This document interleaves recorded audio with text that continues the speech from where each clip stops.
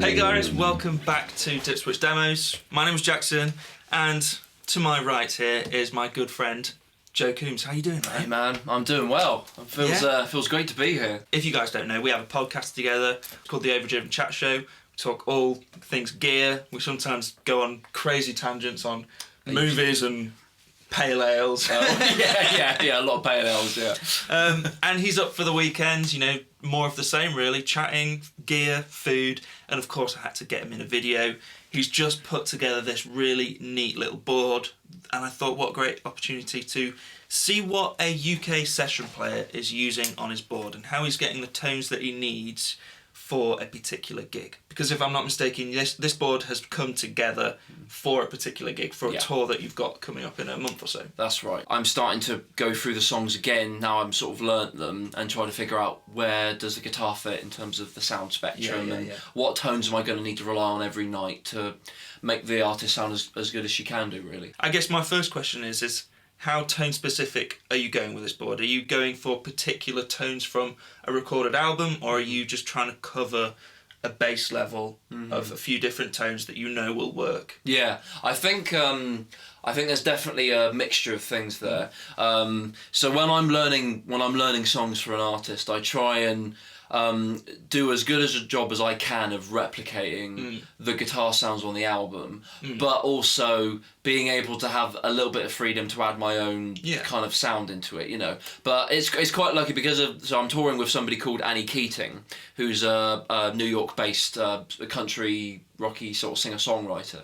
And that's sort of your home, isn't it? It is. That Americana world, exactly. That's kind of where I live the most. So my sounds are kind of geared up to that world anyway. So I've got some standby staples in terms of the drive sounds, and then I've added some new sort of modulation things in there as well for a couple of specific songs that I want to try and replicate, and then just trying to make it as functional as I can, really. And I think you've definitely done that. It's a neat looking board. We've got a nice little strifecta going on there. We've got the strifecta, yeah. Some of my personal favourites on there as well. Why don't you take us through the signal chain real quick, and then we'll maybe go through some of your favourite pedal combos, or just how you have each pedal set. Absolutely, yeah. So so we start with the guitar, and then we go through the lead. Guitar? This guitar is my 2007 American vintage, 62 I believe is the year for this particular one, and it's a peach. This is my other one. This is a 2018 Memphis 335, and we cannot forget Mr. Stuart Robson of Sunbear Pickups. I've got his PAFs in here. This is his Alex Hamilton set. Today we are going into my Victor V40, which you guys know what it sounds like. Yeah. A familiar amp for you, but what are you using for this tour in particular? For the tour I'm going out, I'm going to be taking my Rift Amps PR35, which is basically a high wattage brown face Princeton. Then we come into the board, and we go through a little patch bay, which is made by Pedal Patch, another great UK builder, and then we go to the Origin Effects Cali 76, and I use that for multiple of different reasons to sort of help sort of balance a bit of level sometimes with the single coil guitars, and also if I'm doing some slide stuff, it's great to just kick it on for a bit more sustain. One of the most interesting things I've heard you talk about with that compressor is, say you turn up to a gig and the sound guys keep saying, turn your guitar down, turn your guitar down, turn your guitar down, and you sometimes use that compressor to get a bit more of that push and feel with the amp, to make it feel like it's louder. Yeah, exactly, because sometimes when you go onto a stage, and you've got like a big amp or something, and the sound engineers immediately see like that's going to be loud, that's going to need to be turned down, you know. So having the compressor on there just helps simulate a little bit of that valve compression. I run my amps fairly clean anyway, but still having that feeling like the amp is still working a bit, you know. So we got compressor. The Cali. So then we go out of there into the Cornerstone Gladio SC, which is a fairly new pedal for me, and I'm really enjoying it. I think that like it seems to be working with a lot of my guitars, but very, very particularly seems to be loving the Strat. It's going after the Stevie Ray Vaughan kind of Dumble-y thing, you know, and I think it does a very, very good job of that. So I love the team at Cornerstone as well. So we come out of there, then we go down to the Ryra clone. Everybody's got their own unique way of using the clone circuit, you know, but I kind of use it a lot of the time as either a leave on or a boost. Okay, interesting. You know, and I like it. I like having it before the next drive, which we'll talk about, because it just seems to add this really nice kick in the right frequencies, you know. So then we come out of there and we go into a pedal that everybody's kind of knows me for now, which is the Brown Amplifications Protein. If I could only have one drive pedal on my board, this would be it. God forbid. God forbid. There's a world in which that has to happen. Then we come out of there into the Exotic RC Booster. This is the V2 version. It has got an extra gain stage. I was going to ask what the so you've got like, so there you've got the boost by itself, and then you can kick that in and it activates this basically this gain knob inside, which is activating like another stage.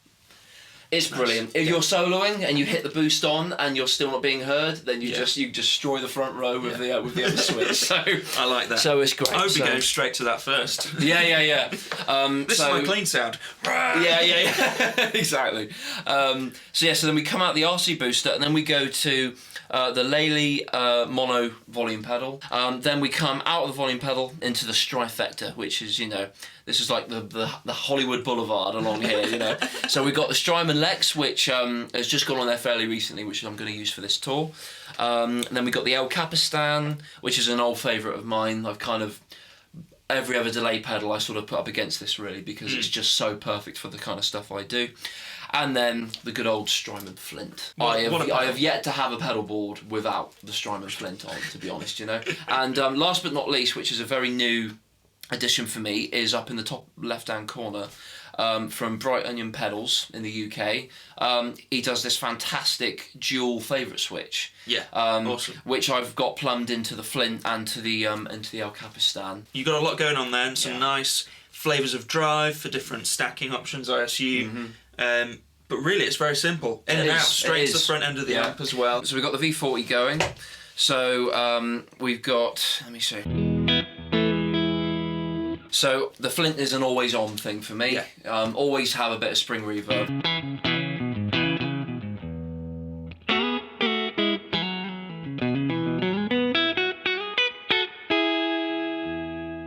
So yeah, that's always on. This is currently with nothing going. How often are you using no pedals? Never. do you always have something on? There is usually always something on, yeah. So if the song I'm doing is particularly like a much more cleaner thing, which I'll tell you what, I'll demonstrate it as I'm going through it. So if we're doing like a song that's a little bit cleaner, you know, it's maybe a more delicate moment in the set, you know, then I'll maybe have a bit of the blue side of the Protein with the Cali 76 on and a bit of tape delay from the El Cap, and we've got something like...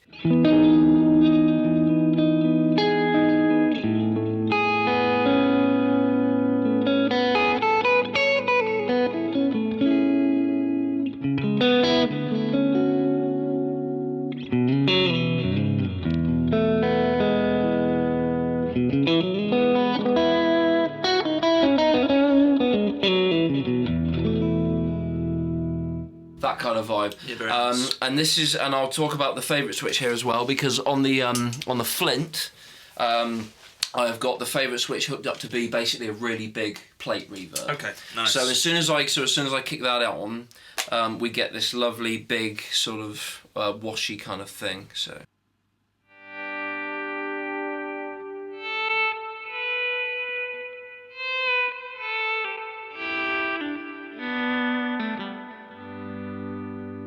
Kind of a lot of the music I love to do a lot of the sort of pedal steel type stuff. Yeah. So I kind of do like.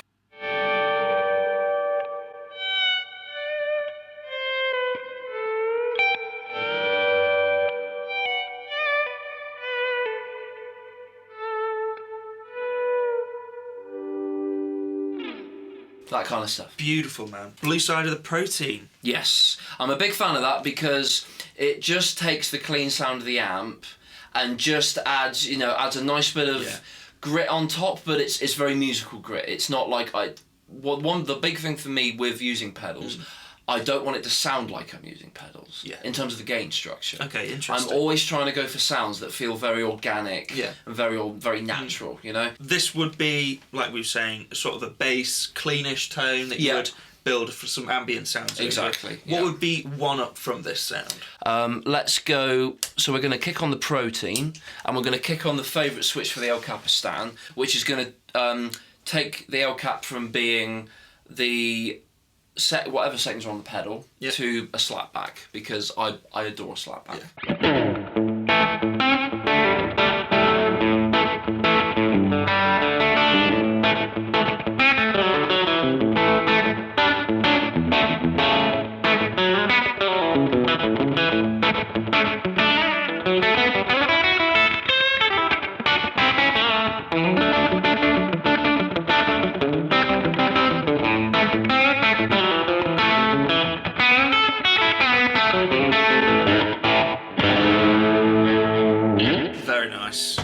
That kind of vibe. I like that. If I'm going for a solo with this tone, for example, it's then where I start to utilise either the RC booster or the Ryra. So this is something that I see a lot of people talking about, and I think is a really good way to approach gain stacking. Is when you're boosting, what do you want the boosted sound to end up like? What's the end product? Yeah. Do you want it to be louder, just louder than what you've already got, or do you want it to be a little bit more compressed with a little bit more drive? Yeah. Right.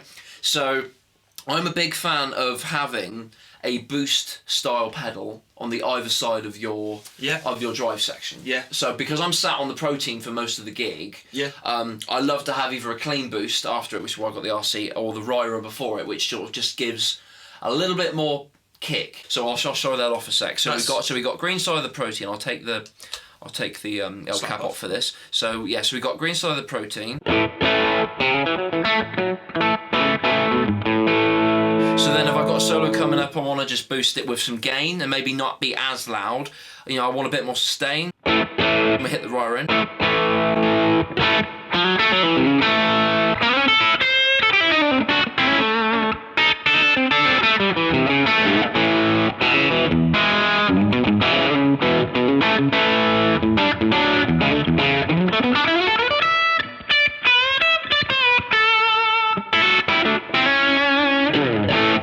So it's great for that sort of thing, you know. It feels good under the fingers, all day long. You know, all day long. You know, I'm always like careful of gain as well, because especially when playing live, I've always felt that less gain's always more. Yeah, you need less gain than you think. Yeah, exactly. And then just to show the other alternative, so we had the RC booster.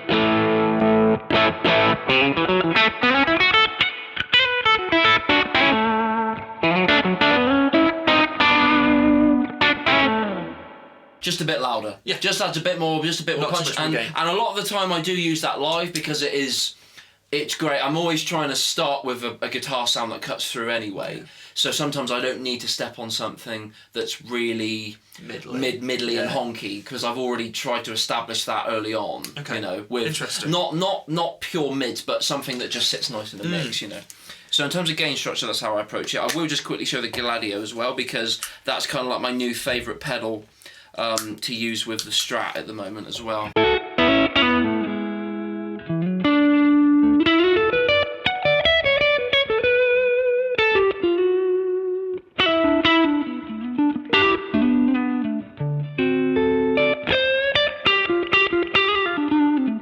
Already getting into Mayor territory now, you know?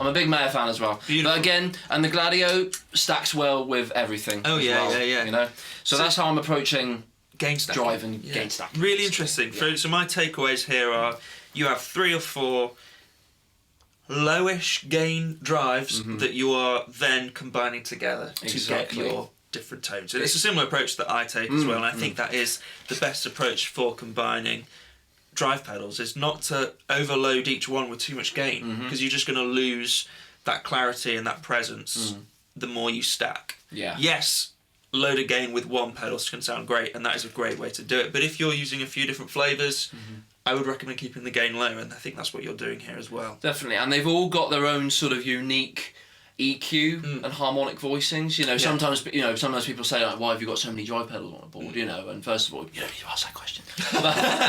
And second of all, like, it's all, they all have their own different uses. Yeah. You know, like they all bring something different to the table. Yeah.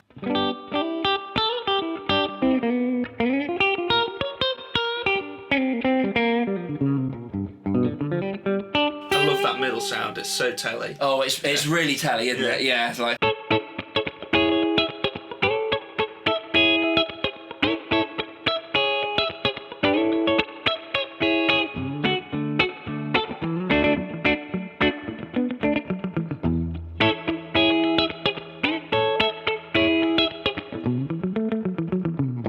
Yeah. Oh, it's got such a bounce to it. You know, and then just the neck pickup.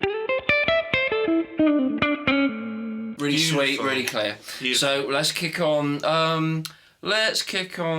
The Lex for some rotary things. So I'll start off with the slow speed first. So going after this kind of Leslie type thing. Would you use it with some drive? Do you want to? I could hit it with a bit of drive. Let's kick on the Ryra for a bit of like background thing. Let's so do that.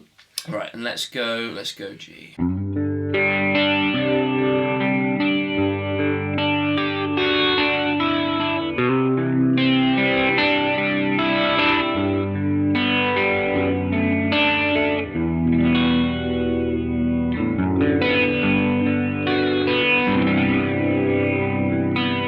So immediately it just feels soupy. Soupy, and, like a slow phase. Exactly, yeah. So then, but the main thing I love about using rotary pedals is when they have the option to kick in the different speeds. Yeah, okay, that's it. So I'll do some playing, and then I'll kick in the fast speed a bit way through, just to show how I kind of use that to kind of ramps up in intensity, like literally, you know. So right.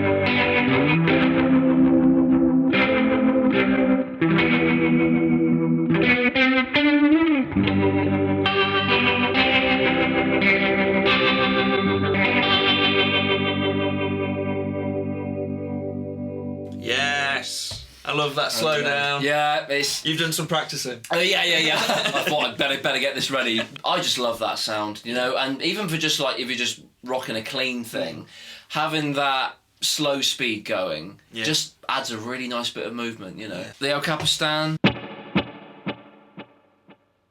I just love tape.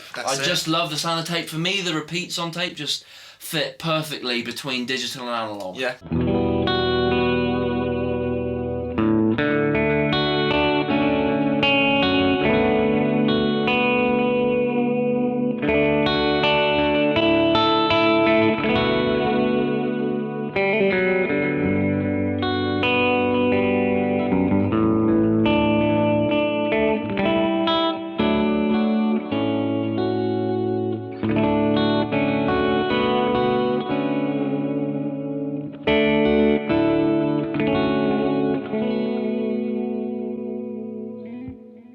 That sort of thing. Beautiful, man. So yeah, I'm a big fan of that. And then finally on the Flint, we've had that going on. We've had the reverb going the whole time.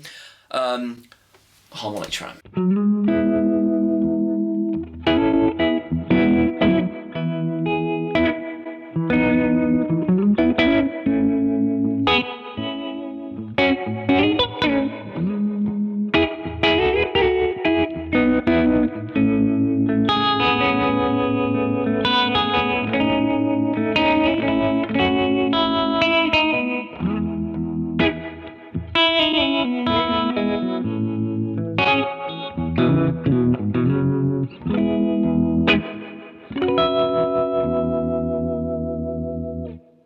just magic. Every time I step on the harmonic tone, I could just get lost for hours. I think that's my favourite tone that you've shown us. Oh, thank you. Just the clon. Yeah. Well, it's just the clon and the flint. Yeah.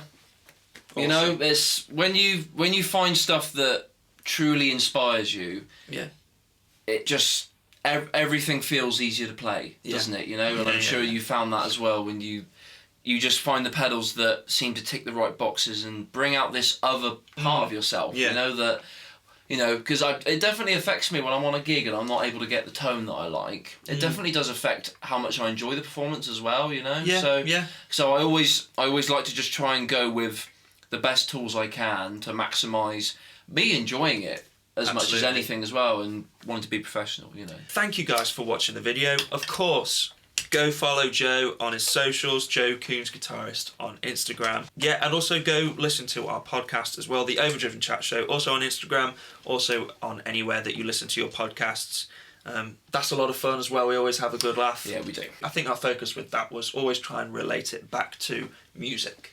Exactly. You know, a lot of us can get head over heels with pedals, amps and guitars and forget about why we're actually doing this in the first place, and that is to create music and play music with other people. Yeah, for sure. Giving it all context, isn't it? You know? So it's been a pleasure, mate. Thank you for having me, mate. Oh. Look at that. Isn't that beautiful? Beautiful. Thank you for having me, Jackson. I really appreciate it, man. We had to do something.